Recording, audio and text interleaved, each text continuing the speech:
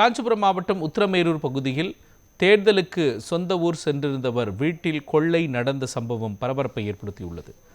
அரசன் நகர் பகுதியைச் சேர்ந்த லோடு வேன் ஓட்டுநர் பாலசுப்ரமணி தனது குடும்பத்துடன் வாக்குப்பதிவுக்காக கல்யாணமேடு கிராமத்திற்கு சென்றிருந்த நிலையில் வீட்டின் பூட்டை உடைத்து உள்ளே புகுந்த மர்ம நபர்கள் 5 சவரன் தங்க நகைகள், வெள்ளி கொலுசுகள் மற்றும் பணம் ஆகியவற்றை திருடிச் சென்றுள்ளனர்.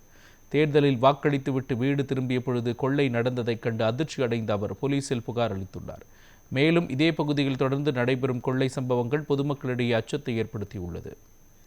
நேற்று வாக்களிப்பதற்காக என்னோட சொந்த ஊரான கல்யாணமேட்டுக்கு சென்றேன்.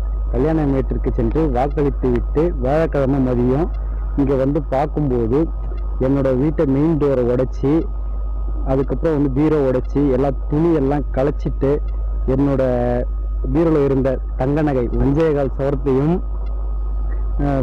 வெள்ளி நகை 350 கிராமையும் எடுத்துவிட்டு திருடர்கள் போய்விட்டாங்க.